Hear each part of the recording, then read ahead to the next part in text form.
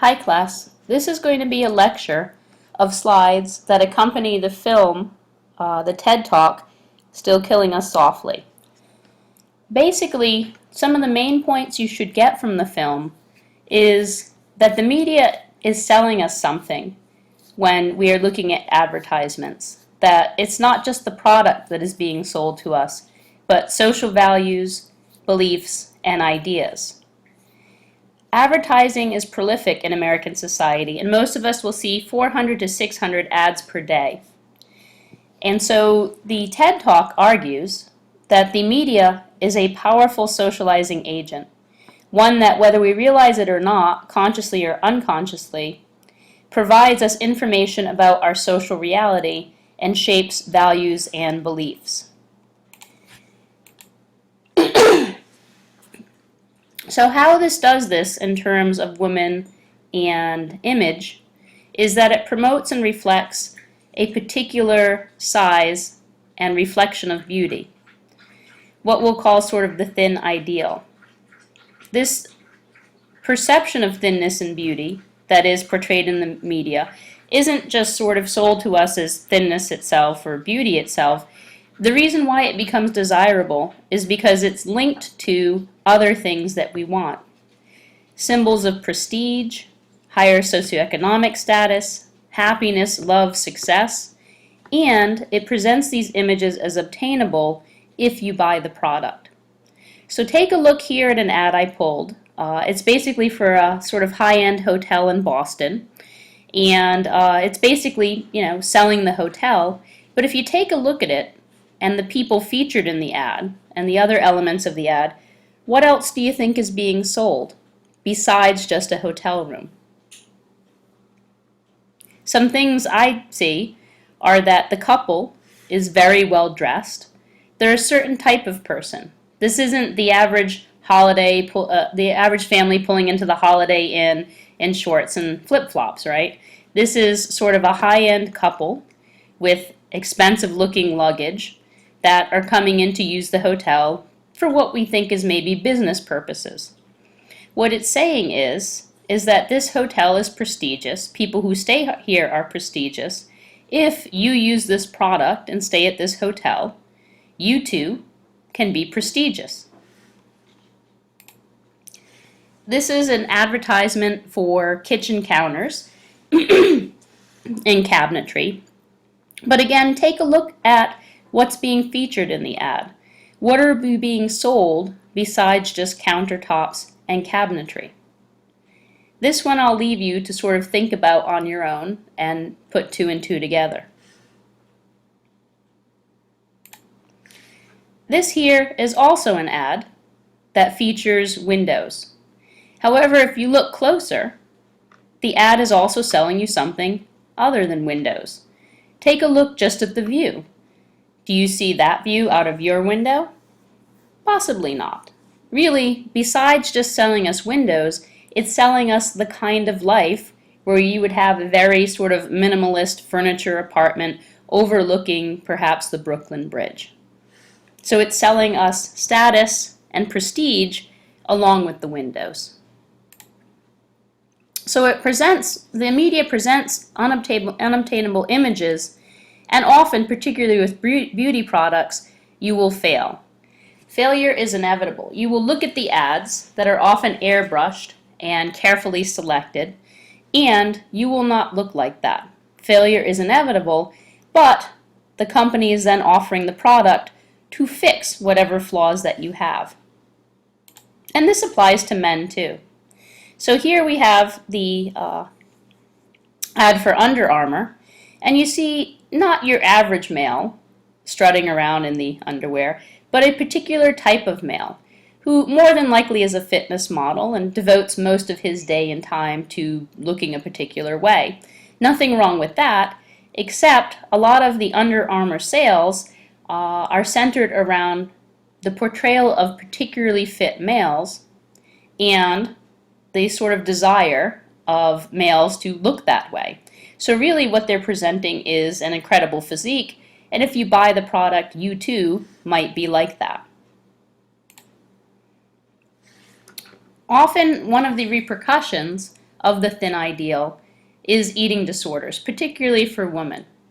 Because many of the models that are used to sell women's clothing or shoes or really anything are often very, very thin.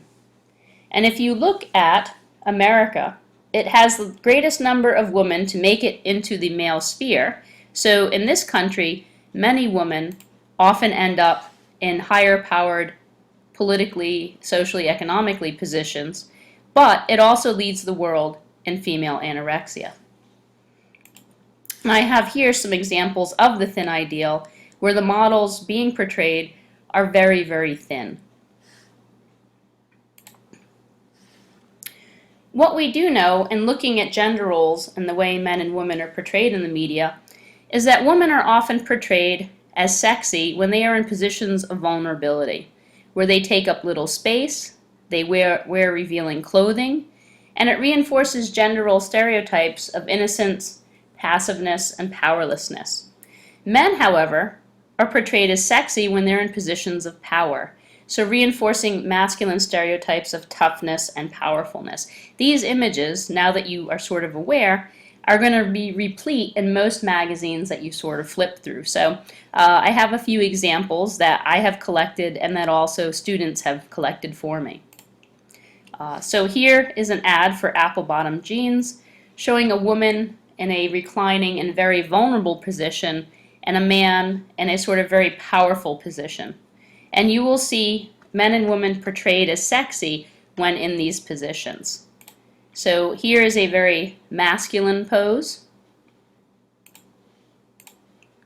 Here is a very feminine pose. Also, you'll notice women in advertising are more often shown with little or no clothing, and you don't necessarily see the same for men. And this is a Calvin Klein ad, but also a very powerful and masculine ad showing a sexiness through powerfulness that you don't often see swapped out with women. So what are the effects on young girls? Dr. Carol Gilligan has studied the psychological development of teenage girls and has found that while young girls often have pretty high self-esteem and are happy with how they are, when girls get to the teenage years, there's a large drop-off in self-esteem.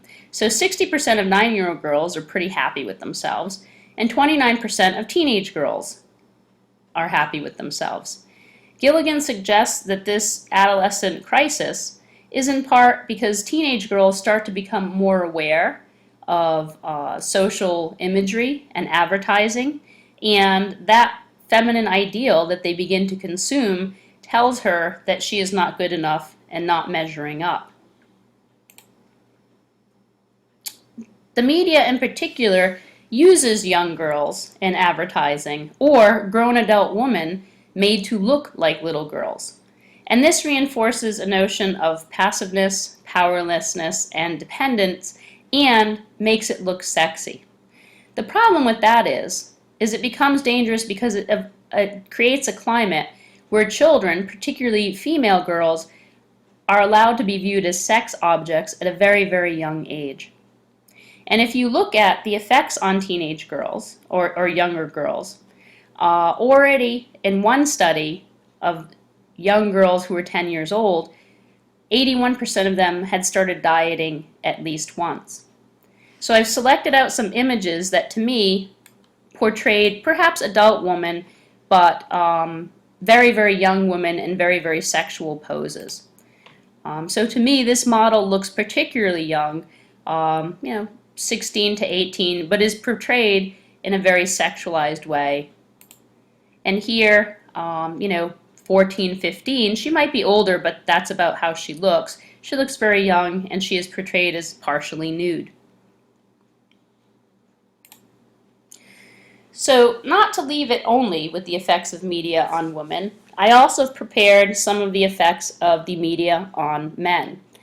For women, the effects of media tend to be in relation to weight and thinness, but the Adonis complex authors argue that for men, the modern male body obsession tends to have to do with muscularity.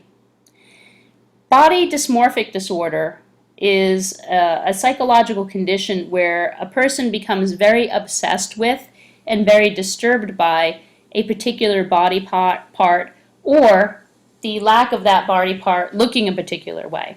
So one example that you might think of is perhaps Michael Jackson, who had a lot of plastic surgery to fix what he assumed were flaws in his facial features over and over and over and over again. So people who are addicted to plastic surgery, particularly as it relates to obsessively fixing one feature, might have body dysmorphic disorder.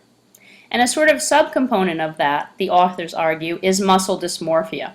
So they see the advertising towards males as producing something that is a perhaps feeling of inferiority or obsessive desire to be highly muscled. So looking at one's body and feeling there's not enough musculature. And like women, men have different body shapes. They might be tall and thin, they might be V-shaped, they might be more round. Men have all different shapes just as women do. And just as in modeling, you portray a particular type of woman who's maybe 5'11", 6 feet tall, 110 pounds, there might be women who are naturally that, height and weight, but the large majority of the population is not going to live up to that very narrow ideal. And with men in advertising, often the ideal presented is something your average male will not be able to achieve, not without a certain kind of genetics and a lot of work at the gym. So here I have the cover of Men's Health showing a very, very muscular male, and most men will not be able to achieve this, but the advertising and the product sales often make men feel that this is achievable. For instance, you'll see, I went through some men's magazines, and you'll see many, many offerings of potions and lotions and shakes and vitamins, all said to be able to improve the male body to have a physique that looks like this. And just like when we did the Fallon and Rosen study, where we found that most women, when rating their body and their ideal weight and their current weight, most women had sort of put an ideal weight that was less than their current weight. Most women, on average, wanted to weigh less. When you do the same kind of thing with males, but you actually have them think about muscularity, you get kind of the same effect. So you ask women to choose, what body type do you prefer? What do you think is most attractive in males? And they kind of pick this body type in the middle. Muscled, but not necessarily highly muscled and not necessarily highly pudgy.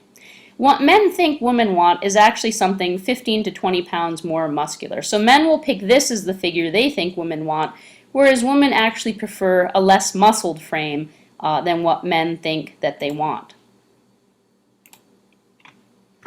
The effects of this on health for men can be compulsive weightlifting. There are males that compulsively work out at the gym and overwork muscle groups, or keep training beyond what actually a physician or trainer says they should in the compulsive drive to put on muscle. Also, it's estimated that 1 million males use steroids, and that a large bulk of that 1 million is actually teenage boys. They're the most susceptible group because they're the most susceptible to feeling the need to look more masculine. In the teen years, they're sort of trying to figure out their way in terms of developing themselves and developing a sort of gendered identity. And really, some of them turn to steroids because they're fed a message of to be masculine is to be highly muscular, and they're more susceptible to that. Also, cosmetic surgery is something that, while about 90%, 85 to 90% is used by women, men are more and more using cosmetic surgery to enhance themselves, particularly in the past 10 years. One thing that males particularly tend to be targeted for is hair replacement. Baldness, while once maybe a joke or something that was maybe entertaining or funny or not thought about too much, has been portrayed as a sort of scourge that needs medical intervention. And so more men look towards cosmetic surgery and potions and lotions to do hair replacement, which is portrayed often in the media as something very negative.